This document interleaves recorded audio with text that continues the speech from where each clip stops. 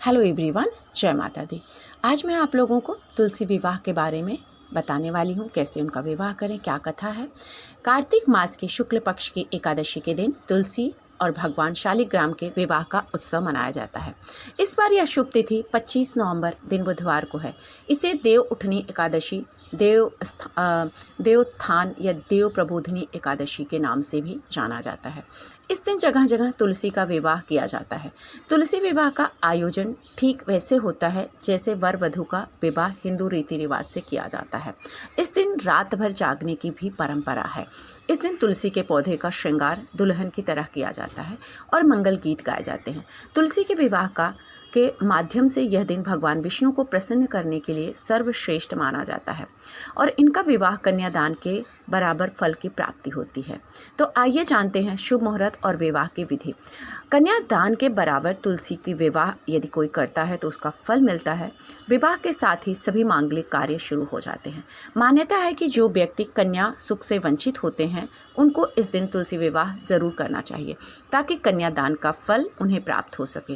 वैसे तो कई लोग तुलसी विवाह के लिए कार्तिक मास की शुक्ल पक्ष की 9वीं तिथि को ठीक मानते हैं, लेकिन कुछ लोग एकादशी से पूर्णिमा तक तुलसी पूजन कर 5वें दिन तुलसी विवाह का आयोजन करते हैं। एकादशी विवाह का शुभ मुहूर्त क्या है? एकादशी तिथि 25 नवंबर दिन बुधवार के दिन स्टार्ट होगी, जो शुरू होगी ये 24 नवंबर की मध्य रात्रि से शुरू हो जाएगी 2:43 से। एकादशी तिथि का समापन 26 नवंबर की सुबह 5:10 पर होगा। द्वादशी 26 नवंबर सुबह 5:10 से द्वादशी आरंभ होगी और इसका समापन होगा 27 नवंबर सुबह 7:47 पर। द्वादशी का समापन हो जाएगा। पारण का समय 26 नवंबर सुबह 10 बजे है। विवाह के लिए सबसे पहले आप तुलसी के गमले को गेरू आदि से सजा लें, फिर उसके चारों तरफ गन्ने का मंडप बना लें। तुलसी के ऊपर सुहाग का प्रतीक लाल व हरा या पीले रंग के वस्त्र ओढ़ाएं। इससे तुलसी के पौधे पर शीत ऋतु का असर कम हो जाता है या हरा भरा बना रहता है। अगर आप चाहें तो दुल्हन की तरह साड़ी भी पहनाकर तैयार कर सकते हैं और चूड़ियाँ और अन्य गहनों को तुलसी को पहना दें। तुलसी विवाह में पूर्ण नारियल दक्षिणा के रूप में अर्पित कर दें और सिंदूर लगा दें। इसके बाद भगवान विष्णु के स्वरूप शालिग्राम को सिंहासन पर बैठा दें। छोटा सा उन्हें आसन दें जिस पर उन्हें बैठाएं। फिर दोनों को हल्दी का टीका लगा दें, जैसे आप शादी के दौरान वर वधू के हाथ पर हल्दी लगाते हैं।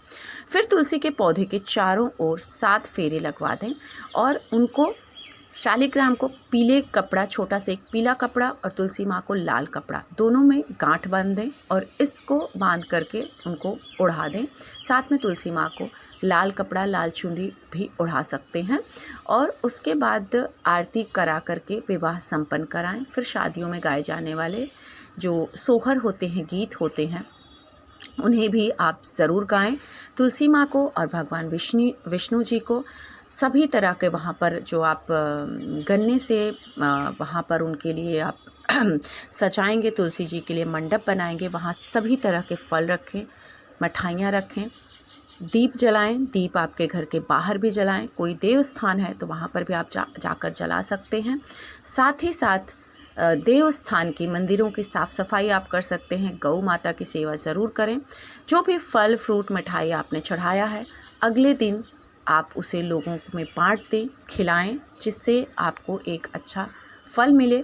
जो विष्णु जी शालिग्राम को और आपने तुलसी मैया को जो गांठ बांध के जो छोटा कपड़ा पहनाया हुआ था, ओढ़ाया था, उसे आप अपने पास हमेशा के लिए रख लें, तिजोरी में, लॉकर में, आपके कपड़ों के बीच में, जिससे आपके और आपके पति के बीच में एक अच्छा रिश्ता सदैव बना रहे और दोनों के बीच में मिठास के साथ ज़िंदगी भर आप अपना ज़िंदगी खुशियों से जी सकें।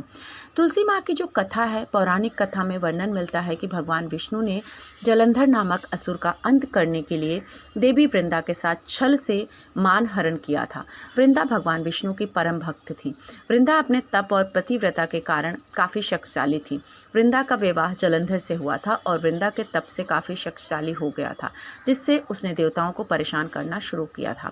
जलंधर को अपनी शक्तियों पर काफ़ी अभिमान था, जिससे उसने माता पार्वती पर भी कुदृष्टि डाली थी। जलंधर से परेशान होकर सभी देवी देवता भगवान विष्णु के पास पहुँचे और अपनी समस्याओं से अवगत करवाया। तब देवताओं ने मिल करके एक रास्ता निकाला कि अगर जलंधर का अंत करना है तो वृंदा के सतीत्व को भंग करना ही होगा। तब भगवान विष्णु ने जलंधर का रूप लेकर के छल से अपनी भक्ति वृंदा का सतीत्व भंग कर दिया, जिसके बाद देवताओं के हाथों जलंधर का अंत हो सका। बता दें कि जलंधर भगवान शिव का ही पुत्र था। जब वृंदा को सच का पता चला तो उसने भगवान विष्णु को पत्थर का हो जाने का शाप दिया। शाप से भगवान विष्णु वाले पत्थर में बदल गए और वहीं पत्थर शालिग्राम कहलाए। इससे पूरे ब्रह्मांड में प्रलय की स्थिति आ गई। तब देवताओं और माता लक्ष्मी ने वृंदा से अनुरोध किया। वृंदा ने भगवान विष्णु को शाप से मुक्त कर दिया और खुद को अग्नि में समर्पित कर दिया। इस राग के ऊपर देवी वृंदा तुलसी के रूप में प्रकट हुई। तब भगवान विष्णु ने कहा कि मैं तुमको हमेशा अपने सिर पर धारण करूँगा और देवी लक्ष्मी की तरह तुम मुझे हमेशा प्रिय रहोगे। इसीलिए तुलसी माँ को विष्णु प्रिया भी कहा जाता है। तुम्हारे बिना मैं खाना तक नहीं खाऊंगा। घटना के बाद जब भगवान विष्णु 4 महीने सोने जाते हैं क्षीर सागर में, तो जब जागे तो देव उठनी एकादशी के दिन तुलसी के साथ विवाह संपन्न करवाया गया। शास्त्रों में बताया गया है कि जो भक्त कार्तिक मास के शुक्ल पक्ष की एकादशी को तुलसी व शालिग्राम का विवाह करते हैं उसकी सभी मनोकामनाएं पूर्ण होती हैं। शालिग्राम और तुलसी का विवाह भगवान विष्णु और महालक्ष्मी का ही एक स्वरूप माना गया है कि जो तुलसी माँ है वो लक्ष्मी स्वरूप है और भगवान विष्णु की पत्नी है।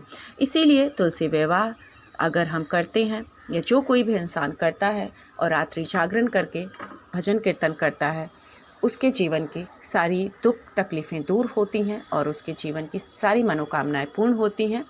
तो आप सभी लोग माँ तुलसी और शालिग भगवान का आज पूजन ज़रूर करें। अगर हो सके तो रात्रि को जागरण भी करें।